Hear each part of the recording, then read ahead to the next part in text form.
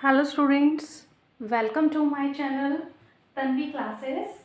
Students, in the last class we have discussed what is capital budgeting. So in this we have discussed the meaning of capital budgeting. I hope the meaning was clear to you all. Now we will discuss the techniques one by one and their numerical part.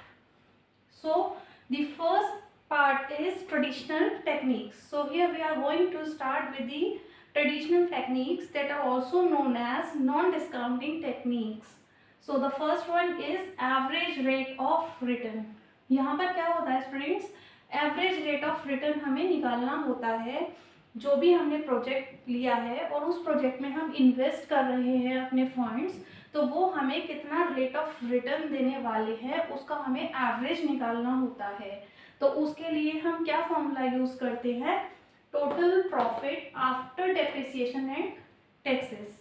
So this is the important thing here, that we have to calculate the total profit, but that profit should be after deducting all depreciation and taxes divided by net investment in the project. Means जो भी हमने project में investment किया है वो part हम divide कर देंगे और इसको मल्टीप्लाई कर देंगे नंबर ऑफ ईयर से.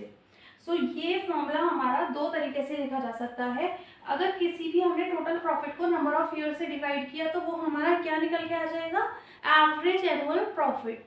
तो हम इस फॉर्मूले को इस तरीके से भी लिख सकते हैं, average annual profits divide by net investment in the project into 100. हमने यहाँ पे 100 से क्यों मल्टीप्लाई किया है, क्योंकि हम यहाँ पर रेट ऑफ रिटर्न कैलकुलेट कर रहे हैं जो कि हमारा आंसर परसेंटेज की फॉर्म में आएगा. तो उस परसेंटेज को निकालने के लिए हम यहाँ पर अपने फॉर्मूले को मल्टीप्लाई कर देते हैं इनटू 100. अभी हम इसका न्यूमेरिकल करेंगे तो आपको ये फॉर्मूला क्लियर हो जाएगा. Now see the numerical. So students, this is the question for average rate of return. We have discussed the capital budgeting techniques. So this is the first one, average rate of return. Here is the numerical for you, how to calculate the average rate of return on investment. A project requires an investment of ₹5 lakh. एक project है जिसमें हमें 5 लाख रुपए invest करने की जरूरत है and has a scrap value of ₹20,000 after 5 years. और उसकी स्क्रैप वैल्यू गिवन है 20,000 रुपीज़, जो कि 5 years के लिए है. 5 years बाद वो 20,000 उसकी स्क्रैप वैल्यू है. It is expected to yield profit after depreciation and taxes during the 5 years amounting to ₹40,000, 60,000, 70,000, 50,000, 20,000. और हमें 5 साल के लिए profit after depreciation and tax दे रखा है. ये सब हमें क्या करना है, कैलकुलेट करना है average rate of return on investment. तो किसी भी न्यूमेरिकल को सॉल्व करने के लिए सबसे पहले हम उस न्यूमेरिकल का, उस जो भी हम टेक्निक निकाल रहे हैं या जो भी हमें मेथड निकालना है, सबसे पहले हम उसके लिए फॉर्मूला लिख देते हैं. ठीक है, तो एवरेज रेट ऑफ रिटर्न निकाल रहे हैं हम. तो एवरेज रेट ऑफ रिटर्न का फॉर्मूला क्या है, average annual profit divide by net investment in the project. So first of all, here we have to calculate the average annual profit. Now how we calculate this average annual profit?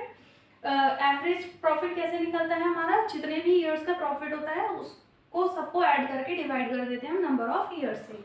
तो यहाँ पे हमें 5 साल के लिए कितना profit दे रखा है, ये सब.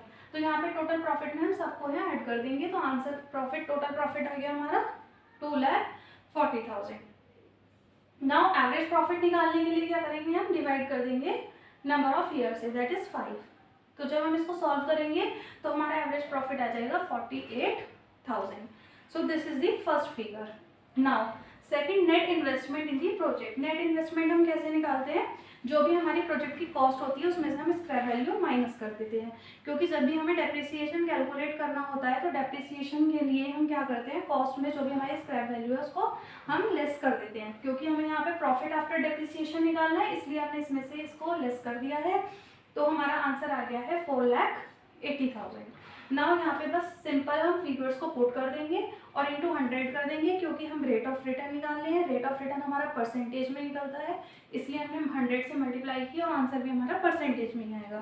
जब हम इसको कट करेंगे तो आंसर आ जाएगा हमारा 10%. सो 10% is the average rate of return.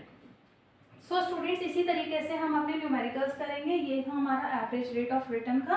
I hope आपको समझ आ गया होगा। अगर आपको कोई भी डाउट है then please comment me in the comment box.